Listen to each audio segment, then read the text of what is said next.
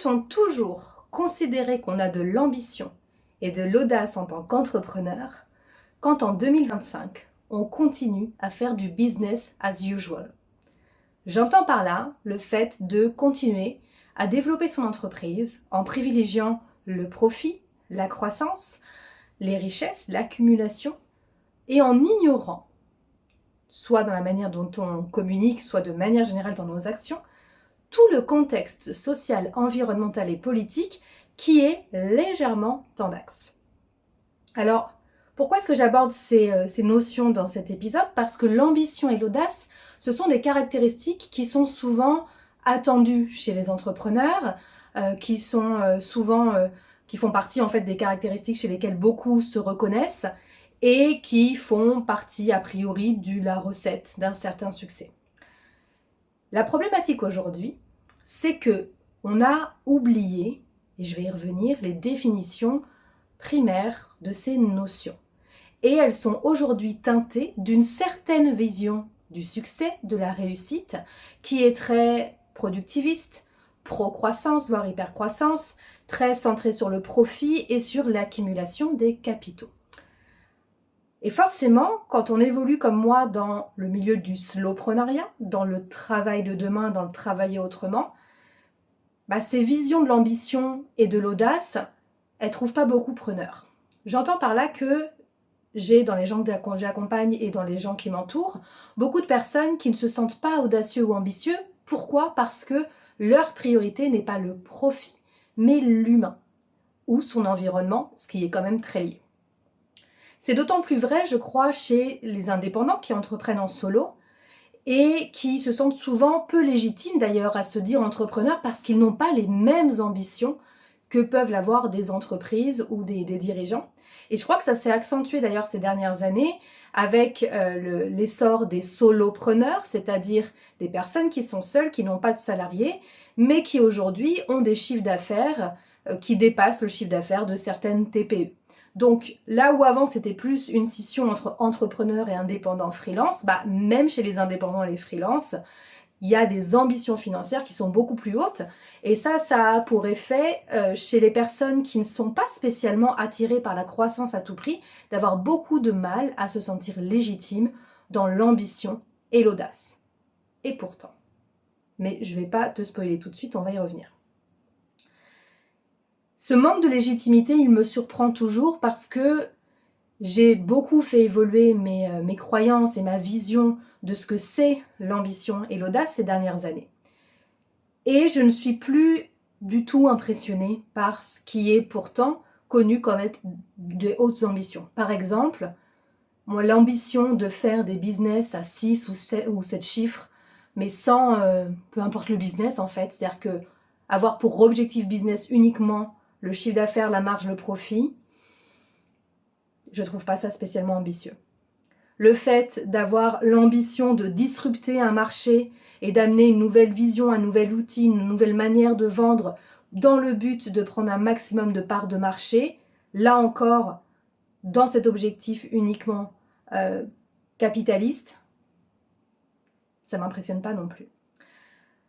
J'en suis au stade dans mes réflexions où, en repensant un petit peu à nos addictions d'aujourd'hui, je me dis, est-ce que par exemple le smartphone, qui est un outil qui a été clairement présenté comme innovant, et à l'époque où c'est sorti, ça a mis Steve Jobs par exemple et Apple sur un piédestal encore plus haut dans le côté, ça c'est de l'ambition, ça c'est de l'audace parce que ça a changé la vie des personnes, j'en viens à me demander, mais c'était vraiment une bonne idée?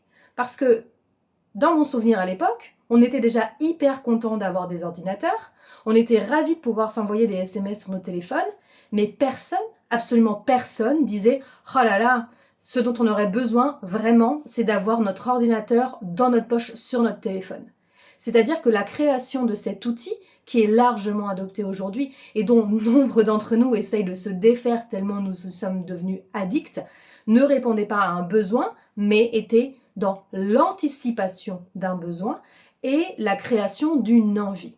Moi, typiquement, j'en suis à un stade où les personnes qui créent des business autour d'une anticipation de besoin et pour susciter uniquement l'envie, je ne trouve pas ça très ambitieux.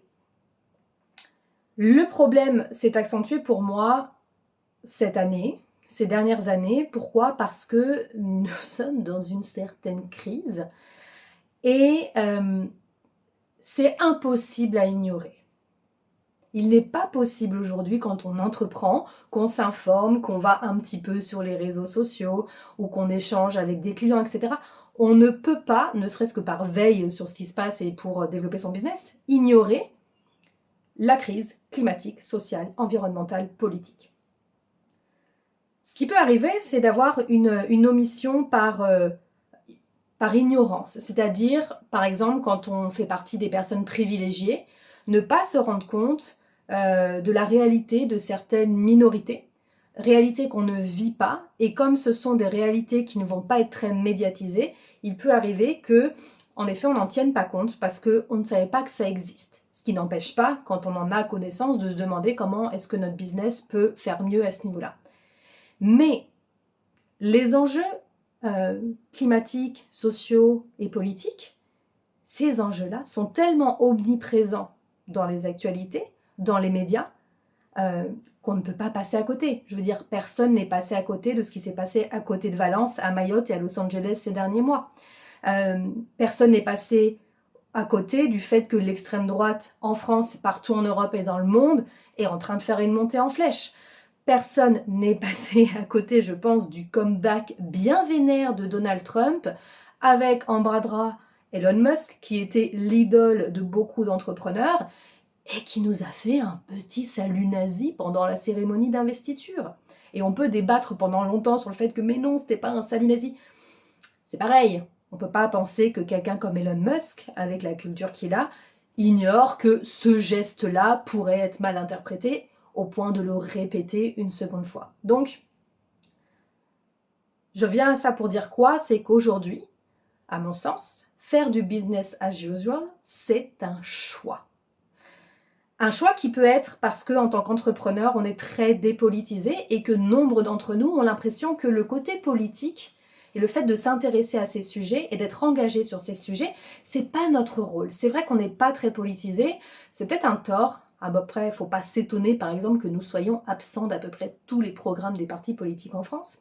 Mais c'est vrai que nous sommes une partie de la population qui n'avons pas l'habitude de nous plaindre, de nous faire entendre. Et donc, l'idée d'aller diffuser et s'engager sur des sujets aussi importants, on est vite inquiet de « qu'est-ce qui va advenir de mon business ?» etc. Ça peut être un choix aussi par sentiment d'impuissance, c'est-à-dire ne pas savoir comment faire différemment.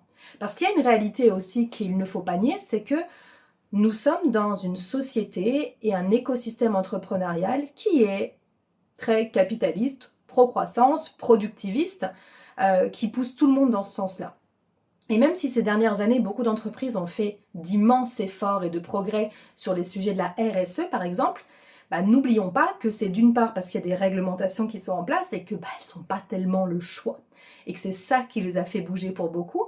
Et d'autre part que, d'ailleurs il y a un récent sondage qui vient de passer, il y a eu un forum économique mondial de Davos qui a fait un gros sondage auprès des entreprises présentes et qui disait qu'en gros, les entreprises investissent globalement dans ce qui va diminuer leur impact écologique. Pourquoi ? Parce que, en attendant, ça ne les empêche pas de développer le côté financier. C'est-à-dire que tant que ça ne vient pas faire bouger ça, ok, on s'ajuste par rapport aux réglementations, mais en fait, on en est à un stade où s'il n'y a pas ces obligations, ou s'il n'y a pas ces conditions, c'est compliqué aujourd'hui pour les entreprises de volontairement, par un choix individuel, décider de s'engager un petit peu plus là-dessus. Et c'est vrai, quand on est une entreprise qui a des financeurs, que ce soit bancaires ou des investisseurs privés, des salariés, c'est compliqué de ne pas être un peu obsédé par l'aspect financier, par le profit, par la marge. Et d'autant plus dans le contexte actuel, je comprends aussi qu'il y ait des entreprises qui se disent « bon, j'ai assez d'argent, en soi, là ça va bien, mais avec l'incertitude ambiante, je veux stocker des capitaux et puis vraiment faire en sorte de me développer plus, et même pour les individus, c'est même pour les indépendants, en prévision. » C'est-à-dire que le climat actuel peut aussi accentuer ça. Maintenant, ça peut accentuer ça, mais il ne faut peut-être pas se voiler la face. Il y en a aussi beaucoup qui sont là simplement pour engranger un maximum de richesses et de capitaux. Hein. Toujours est-il que aller à contre-courant et ne plus faire du business as usual, ça demande du courage, de l'audace et de l'ambition. Et donc c'est le moment peut-être de revenir aux définitions de ces termes, ça me semble important. L'ambition, c'est le désir ardent de réaliser quelque chose de grand, avec la motivation pour persévérer jusqu'à atteindre nos objectifs. Ça, c'est la définition globale qui, à ce stade-là, n'inclut même pas d'ailleurs une dimension business. Mais aujourd'hui, la manière dont on envisage la réussite dans l'entrepreneuriat a transformé cette définition en la réussite uniquement économique. Avoir de l'ambition, c'est avoir de l'ambition financière, c'est avoir de l'ambition en termes d'hypercroissance et un succès visible. Autrement dit, faire beaucoup d'argent et oser le montrer. Ce qui est très lié aussi avec la notion d'audace. L'audace, c'est la capacité à oser, à prendre des initiatives en dépit des conventions et bousculer le statu quo. Là aussi, à la base, il n'y a pas de lien directement avec le business. Mais actuellement, l'audace est très associée avec la méritocratie. Par exemple, oser quand on vient de très bas, tout bousculer pour arriver très haut. Ou avec de l'innovation technologique futuriste. Par exemple, au hasard, dire qu'on va aller sur Mars et enclencher énormément d'argent et embarquer énormément de gens dans ce projet-là. Et de manière générale, c'est associé au fait de prendre des hauts risques financiers, mais là aussi, très souvent, les entrepreneurs qui sont qualifiés d'audacieux parce qu'ils investissent, ils prennent des hauts risques financiers en investissant dans des boîtes, sont des entrepreneurs qui ont quand même une bonne réserve. Donc, quand on voit à quel point les définitions de l'ambition et de l'audace ont été un peu galvaudées par cette vision très particulière de la réussite, bah c'est normal qu'il y ait énormément d'indépendants et d'entrepreneurs qui ne s'y reconnaissent pas et qui ne se sentent pas ambitieux, audacieux, parce que ça ne correspond pas à eux ce qu'ils recherchent. Mais, à mon sens, si on reste sur ces définitions-là, qui ont été très teintées, ben on perd l'essence même de ces mots. C'est-à-dire qu'aujourd'hui, quoi de plus normal, classique finalement, que d'avoir pour ambition de gagner beaucoup d'argent? Est-ce que ce n'est pas exactement le statu quo quand on entreprend? Le fait de vouloir viser grand financièrement, j'ai l'impression que c'est la base. Et dans les modèles d'entrepreneurs qu'on voit partout, c'est surtout ça qu'on voit. Et même chez certains entrepreneurs qui ne sont pas obsédés par les aspects financiers et qui, en tout cas, quand ils parlent dans des interviews, je pense notamment au fondateur de Doctolib, qui est quand même, je pense, la plus grosse licorne française, qui est valorisée à 5 milliards, un truc comme ça. Quand on entend son fondateur, il n'arrête pas de ramener sur le fait que non, mais moi, ce qui me fait kiffer, en fait, c'est aller sur le terrain, parler aux médecins, être obsédé par l'utilisateur, etc. Donc, même des personnes, des entrepreneurs qui, eux, pensent à autre chose que l'argent et qui le voient comme un moyen, comme un indicateur éventuellement, mais pas comme l'unique but, médiatiquement, il y a cette habitude de ramener toujours à ça, ce qui, moi, me fait quand même un gros effet. Ouais, rien de rare, rien de neuf. Alors pour autant, je ne dis pas qu'avoir l'ambition de faire un business qui va avoir un énorme succès financier, c'est facile, ni que tout le monde peut y accéder. C'est pas du tout ce que je dis. Ce que je dis, c'est qu'aujourd'hui, c'est le type d'ambition et d'audace que la société facilite le plus. Notre société, notre système économique, notre culture, notre écosystème entrepreneurial et tous les conseils et les méthodologies qui le comportent sont toutes faites pour pousser les entreprises dans ce sens. Donc c'est l'ambition qui a le plus de soutien et de visibilité. Et je pense une plainte que j'entends régulièrement et qui me fait beaucoup lever les yeux au ciel aussi en France, c'est ces entrepreneurs qui généralement bifurquent à Dubaï, qui disent « En France, on a un problème avec la réussite financière et la richesse, les gens ne comprennent pas, c'est difficile d'avoir cette ambition, blablabla. Bla, bla, bla, bla. » Eh bien, essayez d'être une entrepreneur qui a des valeurs humaines écologique et politique, vous allez voir, c'est pas mal non plus. En général, quand on entreprend et qu'on vient amener ces sujets au fait, quid de la santé des humains qui bossent dans les entreprises, quid de l'empreinte écologique, quid de la politisation des gens et de l'engagement, on passe pour des rabat-joie, on passe pour des personnes alarmistes, on passe, et c'est là le plus cocasse, souvent pour des personnes qui manquent d'ambition, qui essayent de camoufler ce manque d'ambition financière derrière des excuses et des justifications pour ne pas aller chercher l'abondance.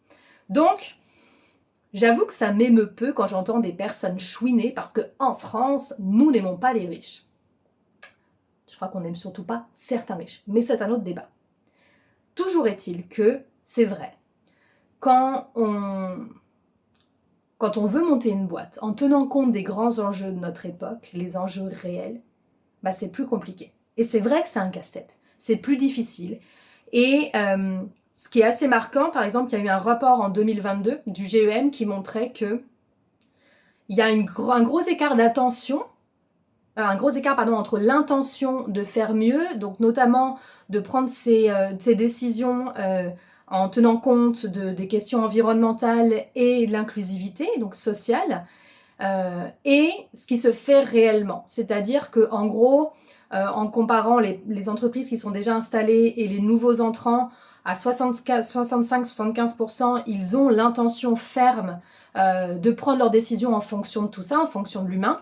Et dans le concret, on descend entre 19 et 52%, et l'écart est encore plus grand en fait pour les nouveaux entrants. C'est-à-dire que les nouveaux entrants ont encore plus l'intention de faire bien là-dessus, mais sont ceux qui le font le moins.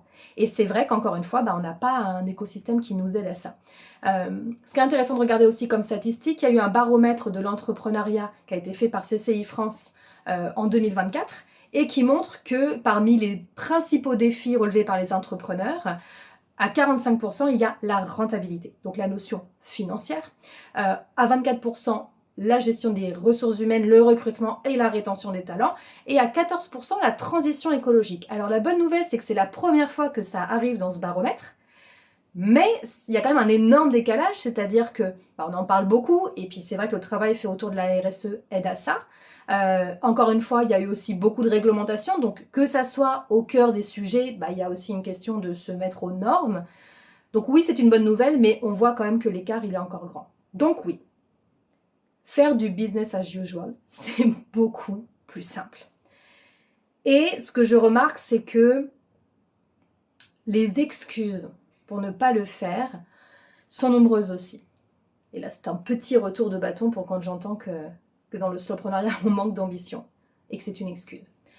Sur le sujet de l'intelligence artificielle, par exemple, je suis fascinée par le nombre de personnes qui disent utiliser de l'intelligence artificielle ou qui ont créé des business autour de ça et qui ne mentionnent jamais ni les risques au niveau sociétal, ni l'impact environnemental qui pourtant est connu, c'est-à-dire que par rapport à l'utilisation qu'on avait avant d'Internet, ça n'a rien à voir et c'est beaucoup plus gourmand en énergie.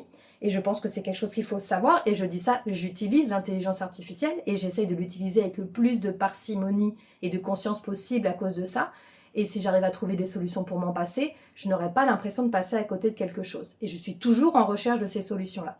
Toujours est-il que beaucoup de ces experts sur l'IA vont facilement balayer ça en disant mais non, mais justement, c'est l'intelligence artificielle qui va finir par trouver la solution à sa propre empreinte climatique, énergétique. Donc continuons, ça va finir par arriver avec cette espèce de confiance aveugle, mais en attendant, en fait, on n'en sait que dalle. Mais c'est une excuse pratique.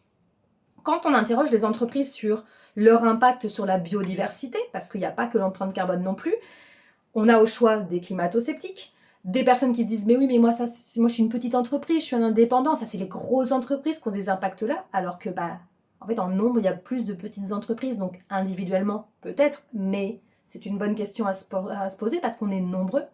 Et puis il y a toutes les entreprises qui, pour répondre aux normes RSE, ont déjà calculé leur empreinte carbone et qui se disent bon, c'est bon, on a fait notre part, hein, on va pas non plus aller regarder plus loin. Sur les questions de justice sociale, d'inclusivité, Il y a beaucoup aussi de personnes qui vont botter en touche, justement en disant mais ça c'est un sujet politique, il ne faut pas mélanger business et politique. Et ça, je trouve que c'est sur ces sujets-là souvent que ça botte le plus en touche sur la dépolitisation.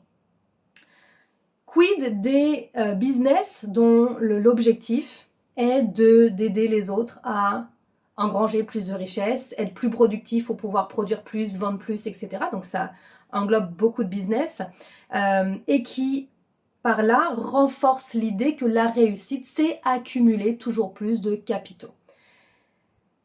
Souvent, ces personnes-là vont se défendre en disant « mais non, mais nous, ce qu'on fait, c'est qu'on apporte de la liberté financière, de l'autonomie, de l'indépendance à ces personnes. C'est une manière aussi d'avoir de la justice sociale, d'autant plus les business qui, là-dessus, s'adressent en particulier aux femmes. Et il y en a beaucoup.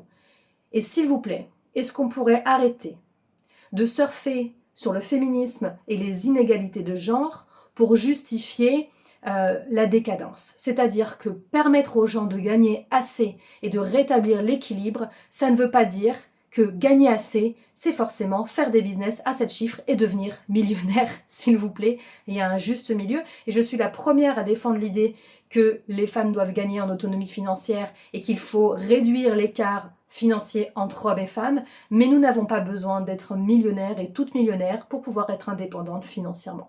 Voilà. Quand on parle par exemple des dégâts très connus pour aller dans ce sens de la société de consommation, du productivisme, du capitalisme, sur les inégalités, sur l'environnement, il y a aussi ceux qui vont dire oui mais nous ce qu'on fait c'est du feel good, nous on n'a pas envie de parler de ces sujets-là qui sont un peu plombants et on veut offrir une safe place, un endroit où on va pouvoir être un peu plus léger aux gens. Bah désolé les gars, mais c'est trop facile, ça manque d'audace. Ça manque d'ambition. Et ce qui est comique, c'est que c'est souvent des gens qui pourtant se disent ambitieux, se disent audacieux, mais qui ont ces énormes tabous et qui ont beaucoup de mal à aborder ce sujet. Et je crois que c'est toute l'ironie de la chose. Parce que oui, c'est dur. Oui, c'est dur de regarder ce sujet en face. C'est dur parce que déjà, quand on regarde l'image du monde, c'est déjà pas très glorieux. Et c'est dur aussi de se dire qu'en tant qu'entrepreneur, qu'indépendant, bah en fait, on a notre part de responsabilité, on a un impact déjà, on a une part de l'impact négatif, et puis on a un rôle à jouer. Donc, je comprends en fait que on ait besoin de se mettre des œillères, et à la limite, pourquoi pas, mais dans ce cas-là, il faut faire attention à son discours et ne pas forcément se dire très audacieux. Et je crois aussi que c'est d'autant plus pour ça qu'il est important de réenchanter ce chemin d'apprendre à travailler autrement. Et il peut y avoir plein de joie là-dessus. Et l'important, c'est d'oser faire sa part pour diversifier justement ces notions d'ambition et d'audace. Pour que il n'y ait plus cette espèce de monopole d'une vision de l'ambition et de l'audace qui est uniquement centrée sur le profit au détriment de l'humain. D'ailleurs, quand on réfléchit, la définition d'une entreprise, c'est une organisation à but lucratif. T'imagines? Ça veut dire que concrètement, dans même la manière dont la société décrit une entreprise, c'est un but lucratif, ça en dit long. Et je crois que c'est important, justement, quand on veut arrêter de faire du business as usual, c'est commencer à se dire comment mon entreprise peut devenir une entreprise à moyen lucratif, un moyen parmi d'autres, au même titre que les compétences, au même titre que le collaboratif, au même titre que l'intelligence, que ça soit intellectuelle, enfin cognitive dans l'expertise, que l'intelligence relationnelle, l'intelligence émotionnelle, les idées, la créativité, tout ça, ce sont des moyens grâce auxquels on peut avoir un impact. Et remettre l'argent à ce niveau-là et avoir plutôt un but humain, bah, ça permet d'une part de ne pas être complètement obsédé que par l'argent et aussi de s'attacher à faire de la qualité. Et puis, dans des périodes où l'argent se fait un peu plus rare, de s'appuyer sur ces autres leviers-là. En tout cas, ça remet les choses à une place, ça permet de gagner suffisamment d'argent, mais de ne pas tout sacrifier pour en gagner toujours plus, etc. C'est déjà un premier pas, je pense, qui est important. D'autant plus que, justement, une des problématiques des entreprises aujourd'hui, c'est beaucoup les ressources humaines, le recrutement, la rétention des talents. Quand on voit le coût des recrutements, des remplacements, des absences, des mauvais recrutements quand c'est les mauvaises personnes, finalement les calculs sont pas très bons. C'est-à-dire qu'à être focus sur la rentabilité immédiate, je suis pas sûre que les entreprises gagnent vraiment de l'argent. Donc, si selon moi, faire du business as usual aujourd'hui, ce n'est plus ambitieux ni audacieux en 2025, qui l'est? Eh bien, ce sont toutes ces entreprises et ces indépendants qui, justement, vont remettre l'humain en priorité et qui vont oser répondre concrètement, soit par l'objectif de leur boîte, soit par la manière dont ils travaillent, ça peut se faire sur une manière en interne aussi, de répondre aux enjeux du moment. Pas forcément tous, mais au moins un, et sans se chercher d'excuses. Je vais te donner quelques exemples. Exemple numéro 1, Laurent de la Clergerie, qui est le fondateur et dirigeant de LDLC. LDLC, c'est une entreprise de vente de matériel informatique qui a un très gros site web, qui a plusieurs boutiques un peu partout et qui représente un peu plus de 1100 salariés, je crois. Ça a été un des premiers chefs d'entreprise en France à mettre en place la semaine de 4 jours. Il est très engagé sur le côté social de son entreprise. Il a aussi des congés parentaux qui sont plus longs, etc. Et il est assez connu pour ça. Mais par exemple, ce qu'on sait moins, c'est ce qu'il a fait par rapport aux commerciaux. Donc Laurent de la Clergerie, il a décidé il y a quelques années d'arrêter de donner des primes sur les ventes à ses commerciaux. Pour plusieurs raisons, notamment une question d'équité, c'est-à-dire qu'il considérait qu'après tout, tous les autres membres de ses équipes n'avaient pas besoin d'une carotte financière pour bien faire leur boulot et atteindre leurs objectifs. Et aussi parce qu'il s'est rendu compte que comme en fait, donc ils ont des marques de matériel informatique qui vendaient sur leur plateforme, et il y avait des marques qui mettaient des challenges pour les commerciaux. Si tu vends plus mes écrans par exemple, ou mes ordinateurs, en plus de ta prime par ton entreprise, tu auras ça, etc. Et il s'est rendu compte que ça faisait deux choses. D'une part, les conseils aux clients n'étaient pas toujours objectifs, c'est-à-dire que y a des commerciaux, forcément, un petit conflit d'intérêts, qui allaient conseiller plutôt des marques pendant lesquelles ils étaient en challenge parce que ça allait leur rapporter plus, plutôt que ce qui était vraiment adapté aux clients. Donc il était très tributaire en fait des marques, et donc ça, il voulait se défaire de ça. Et puis le fait que y a des commerciaux qui essayaient de vendre plus, puisque leur salaire en dépendait. Donc de vendre plus et donc potentiellement de faire surconsommer. Et ça, je trouve que c'est aussi très intéressant sur comment remettre du vrai conseil de qualité, humain, ne pas faire surconsommer, ne pas en tant qu'entreprise être coincé par ses fournisseurs et par leurs propres opérations commerciales, et remettre de l'équité au sein de l'entreprise.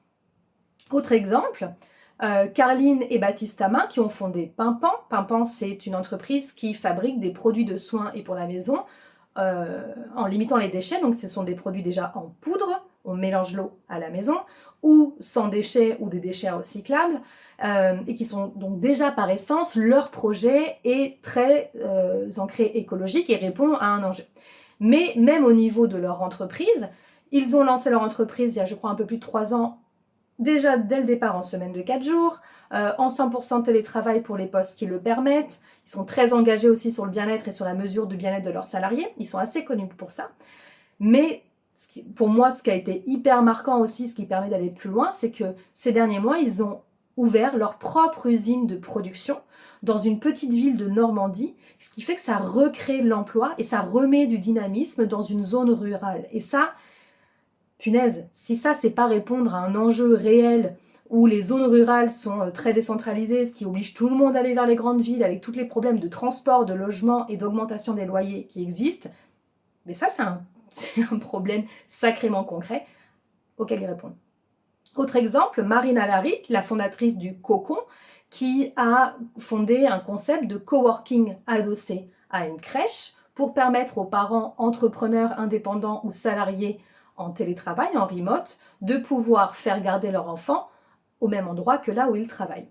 Là aussi, elle répond de base à un vrai besoin qui est celui du mode de garde pour cette population, qui n'est généralement pas prioritaire, sachant qu'il y a un vrai problème de place en crèche en France de manière générale, et dans 92% des cas, qui se retrouvent à arrêter de bosser ou à passer à temps partiel moins payé quand il y a un problème de garde?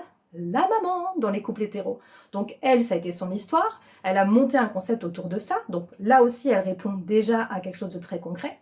Mais moi, ce que je trouve encore plus engagé, c'est le respect et le soin qu'elle a pour son équipe de professionnels de la petite enfance.